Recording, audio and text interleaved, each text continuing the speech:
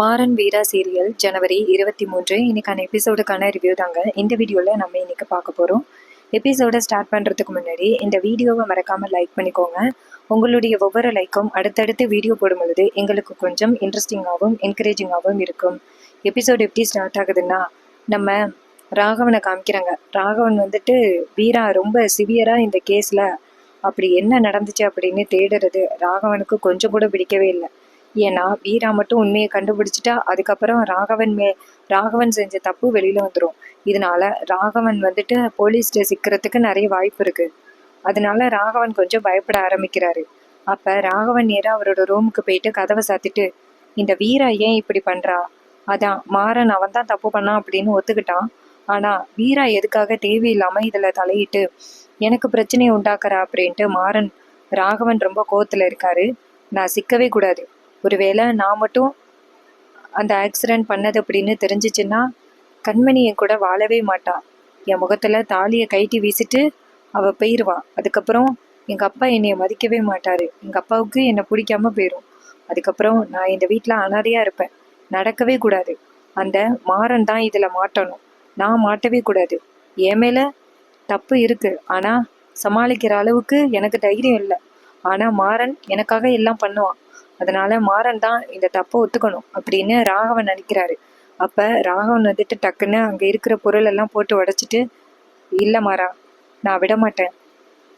உன் மேலதான் தப்பு இருக்கு அப்படிங்கிறத நிரூபிச்சே ஆகணும். எப்படி நான் உன்னை ஏமாத்தி என் வழிக்கு கொண்டுட்டு வர்றது?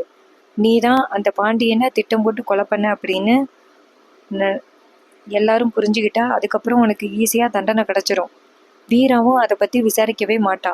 ஆனா நீ நான் அந்த சண்டை போடலைன்னு சொல்லிக்கிட்டு இருக்கிறதுனால எல்லாருமே இந்த கேஸை ரொம்ப ஆழமா பார்க்க ஆரம்பிக்கிறாங்க. அது நடக்கவே கூடாது. நீ போலீஸ்கிட்ட சிக்கணும். இல்ல மாறா, நான் உன்னை என் தம்பின்னு நினைச்சுக்கிட்டு இருந்தானா அது எனக்கு தான் பிரச்சனை. அப்புறம் நான் தான் பிரச்சனையில மாற்ற மாதிரி இருக்கும். அதனால நீ தான் இதுல மாட்டணும். தம்பி அப்படிங்கிறத நான் பார்க்க கூடாது. என் வாழ்க்கை தான் எனக்கு ரொம்ப முக்கியம். எனக்கு கண்மணி கூட சேர்ந்து சந்தோஷமா வாழணும். கண்மணி என்னை எதிரி மாதிரி பார்க்கக்கூடாது. கண்மணி என் மூஞ்சில தாலியை கைட்டி வீசிட்டு போயிடக்கூடாது. அவளுக்கு மட்டும் உண்மை தெரிஞ்சிச்சுன்னா கண்டிப்பா கண்மணி என் மூஞ்சில காரி துப்பிட்டு போயிடுவா. அது நடக்கவே கூடாது. மாறா, நீ இந்த பிரச்சனையை ஈஸியா சுலபமா கடந்து வந்துருவ. அதுக்கு நான் இதை பண்ணி தான் ஆகணும். என்னை மன்னிச்சிரு மாறா, நான் உன்னை ஏமாத்த போறேன். இந்த பிரச்சனையில நான் சிக்கக்கூடாது அப்படின்னா நீ ஜெயிலுக்கு போய் தான் ஆகணும். நான் ஜெயிலுக்கு போக முடியாது. நான் மட்டும் ஜெயிலுக்கு போனேன்னா அப்பா கண்டிப்பா என் மேல தப்பு இருக்கு அப்படின்னு என்னை ரொம்ப மோசமா பேச ஆரம்பிச்சிருவாரு. எங்க அப்பா அப்புறம் எனக்கு எதுவுமே கொடுக்காம போயிடுவாரு.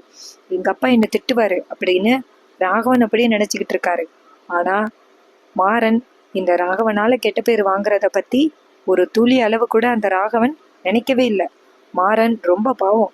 இந்த ராகவன் மாறனோட அந்த இன்னசென்ஸை சூப்பரா பயன்படுத்துறாரு. இத்தனை நாளும் நம்ம ராகவன் நல்லவன் அப்படின்னு நினைச்சுக்கிட்டு இருந்தோம். ஜஸ்ட் அவர் பயப்படுறாரு அப்படின்னு தான் நினைச்சோம். ஆனா அவர் இப்படி வில்லத்தனமா யோசிப்பாரு அப்படின்னு நான்லாம் துள்ளி அளவு கூட நினைச்சு பார்க்கவே இல்லை.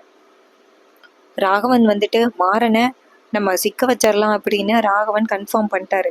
அதுக்கு ராகவனோட மனசை மாத்தணும். அதுக்கு நம்ம என்ன பிளான் பண்றது அப்படின்னு ராகவன் நினைக்கிறாரு. அப்பதான் ராகவனுக்கு ஒரு சூப்பர் ஐடியா வருது.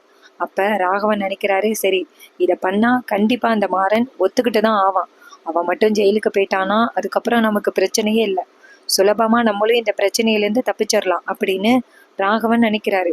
இன்னொரு பக்கம் நம்ம வள்ளி நேரா மாறனை போய் பாக்குறாங்க. மாறன் குழப்பத்துல உட்கார்ந்துருக்காரு.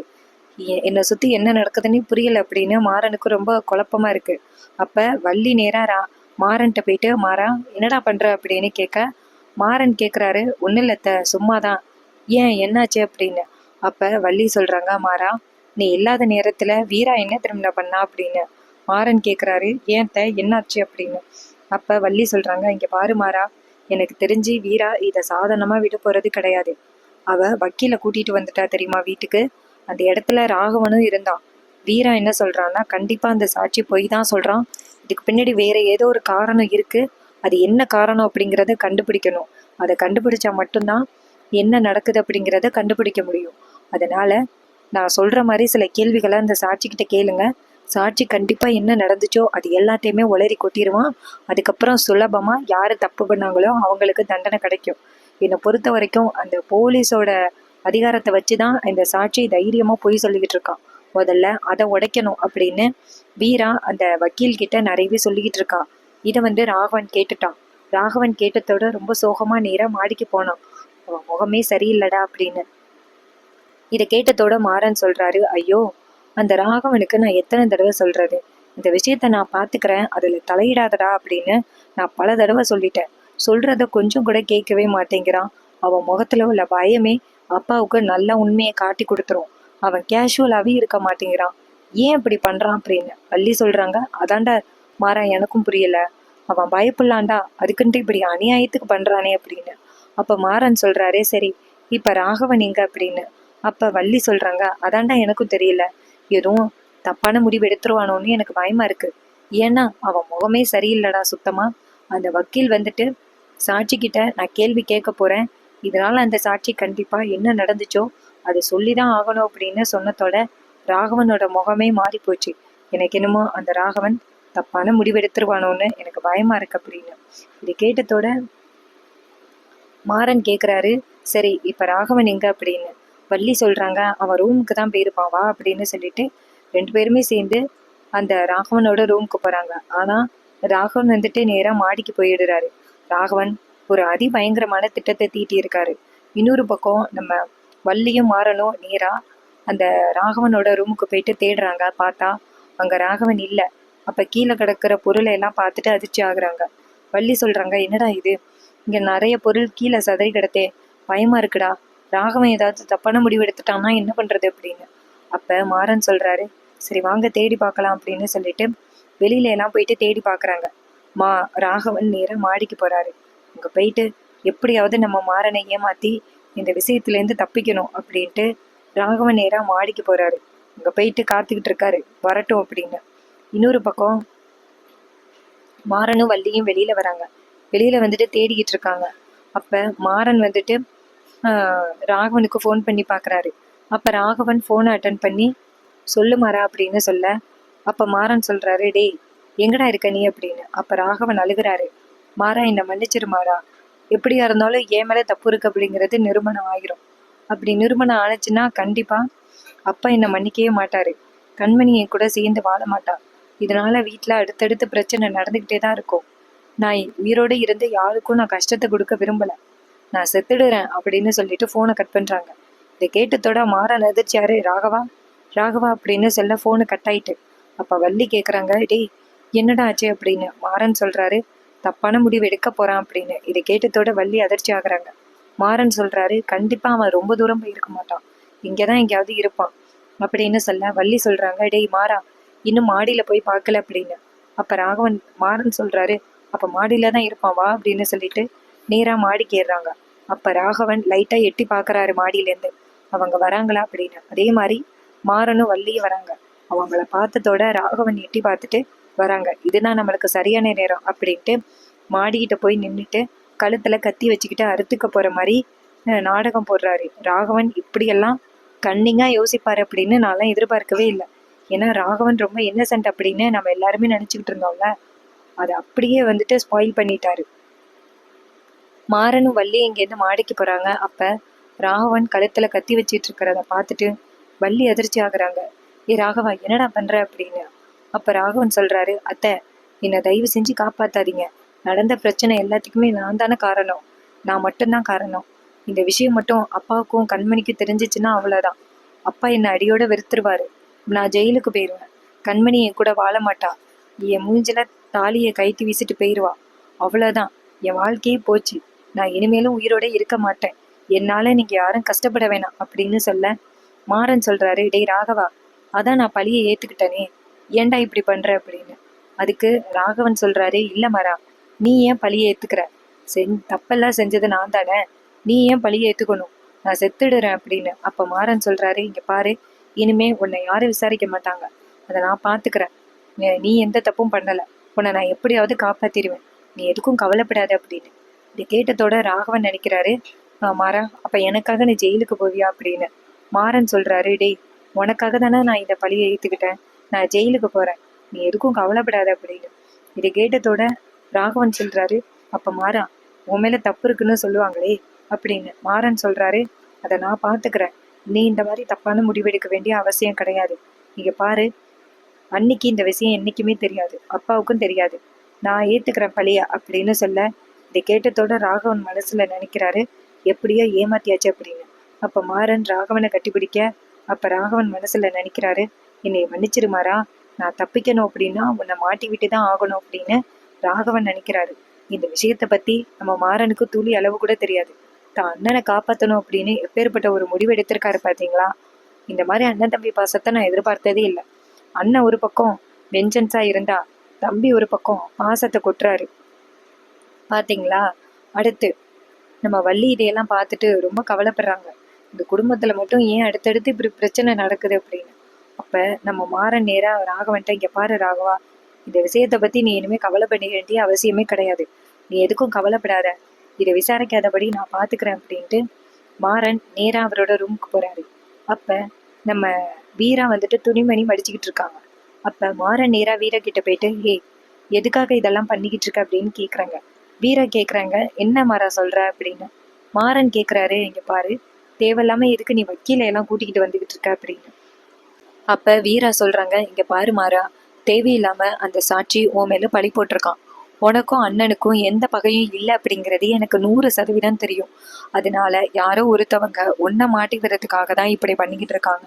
நீ தேவையில்லாம அவங்களுக்கு தீனி போடாத அப்படின்னு. மாறன் சொல்றாரு, இங்க பாரு, நான் எப்படியோ போறேன், என்னை பத்தி கவலைப்பட வேண்டியதே நீ யாரு. உங்க அம்மாவே என் மேல நம்பிக்கை வச்சிருந்தாங்க, இப்ப என் மேல அவங்களுக்கு கொஞ்சம் கூட நம்பிக்கையவே இல்லை. எங்க அப்பாவும் என் மேல நம்பிக்கையே வைக்கல, நீ ஏண்டி என் மேல நம்பிக்கை வைக்கிற அப்படின்னு. அதுக்கு வீரா சொல்றாங்க, இங்க பாரு மாறா, அந்த சாட்சி நல்லவனே கிடையாது. அந்த போலீஸ் சொல்றதுனாலதான் அவன் அப்படி சொல்லிக்கிட்டு இருக்கான்னு எனக்கு 100% தெரிஞ்சு போச்சு. நீ தேவையில்லாம பேசாத. அந்த ருத்ராட்ச கொட்டை கண்டிப்பா இங்க வரத்துக்கு வாய்ப்பே இல்லை. இதுக்கு பின்னாடி வேற யாரோ ஒருத்தவங்க இருக்காங்கன்னு மட்டும் நல்லா தெரியுது. அது யாரு அப்படின்னு கண்டுபிடிக்கணும். அதுக்கு நீ ஒத்துழைப்பு கொடு மாறா அப்படின்னு. ஆனா மாறா சொல்றாங்க, இங்க பாரு, உனக்கு வேண்டியது விவாகரத்து தானே, அதை நான் ரெடி பண்ணிட்டேன், கையெழுத்து போட்டு உன்கிட்ட கொடுத்துட்றேன். உன் வாழ்க்கையில நீ எப்படி வாழணுமோ அதே மாதிரி நீ போய் வாழ்ந்துக்க. தேவையில்லாம இதை விசாரிக்கிறேன் அப்படின்னு சொல்லிட்டு என்னோட விஷயத்துல தலையிடாத அப்படின்னு. அப்ப வீரா கேக்குறாங்க, இங்க பாரு மாறா, கண்டிப்பா நீ இந்த மாதிரி தப்பான காரியத்தை எல்லாம் பண்ணலன்னு எனக்கு நல்லாவே தெரியும். இங்க பாரு, அன்னைக்கு நடந்தது ஒரு ஆக்சிடென்ட் அப்படின்னு எனக்கு தெரியும். அந்த சாட்சி எதுக்காக இப்படி பண்றான்னு தெரியல. அவன் எதுக்காக இப்படி ட்விஸ்ட் பண்ணிவிட்டு வேடிக்கை பாக்குறான்னு எனக்கு புரியல. அந்த சாட்சி கிட்ட விசாரிச்சா கண்டிப்பா உண்மை தெரியறதுக்கு வாய்ப்பு இருக்கு. நீ தயவு செஞ்சு சொல்றது கேளு மாறா அப்படின்னு. ஆனா மாறன் சொல்றாரு, இங்க பாரு, அது என்னோட விஷயம், அதை நான் பாத்துக்கிறேன், இதை விசாரிக்க வேண்டியது உன் கடமை கிடையாது. நீ உன் வேலை என்னமோ அதை மட்டும் பாரு. இங்க பாரு, இத்தனை நாளும் உன்கிட்ட சொல்லக்கூடாது அப்படின்னு தான் நினைச்சேன். ஆனா உன் அண்ணனுக்கும் எனக்கும் நடந்தது சண்டை தான் அப்படின்னு. அப்ப வீரா சொல்றாங்க, இங்க பாரு மாறா, பொய் சொல்லாத, அண்ணனுக்கும் உனக்கும் எந்தவித பிரச்சனையும் நடக்கல அப்படிங்கிறது எனக்கு நல்லாவே தெரியும், தெளிவா தெரியும். நீ தேவையில்லாம இப்ப எதுக்கு பொய் சொல்ற அப்படின்னு. மாறன் சொல்றாரு, இங்க பாரு வீரா, இந்த விஷயத்த பத்தி இத்தனை நாளும் உன்கிட்ட சொல்லக்கூடாது அப்படின்னு நினைச்சேன். சொன்னா நீ ரொம்ப கவலைப்படுவ அப்படிங்கிறதுக்காக தான் இத்தனை நாளும் நான் உன்கிட்ட சொல்லாம இருந்தேன். ஆனா இப்ப சொல்ல வேண்டிய நேரம் வந்துருச்சு. இங்க பாரு, உன் அண்ணனுக்கும் எனக்கும் உண்மையாவே சண்டை நடந்துச்சு. அப்ப உன் அண்ணன் வந்து தேவையில்லாம என்கிட்ட வம்புழுக்க வந்தான். நானும் ரொம்ப குடிச்சிருந்தேன்.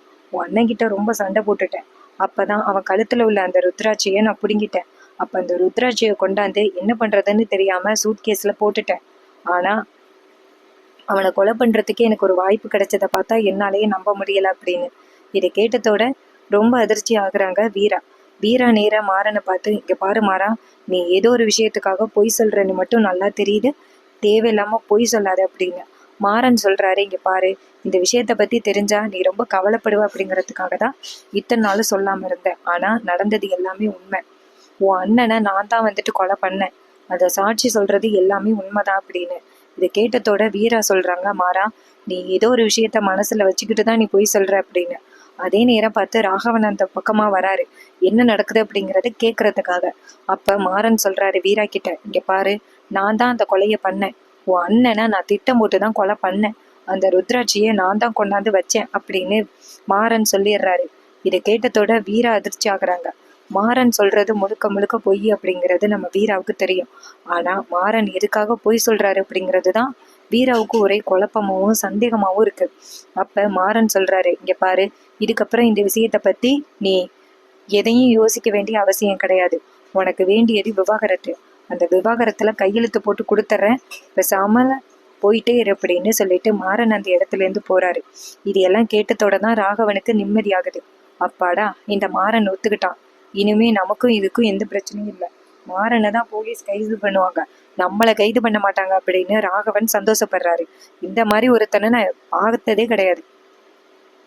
இன்னொரு பக்கம் நம்ம வள்ளி நேரா சாமி கிட்ட போயிட்டு, ஏன்பா, ஏன் இந்த குடும்பத்துக்கு அடுத்தடுத்து இப்படி பிரச்சனையை கொடுத்துக்கிட்டே இருக்க? நேத்து வரைக்கும் இந்த குடும்பம் எவ்வளவு சந்தோஷமா இருந்துச்சு, மறுநாள் இவ்வளவு பெரிய சோகத்தை கொடுக்குற.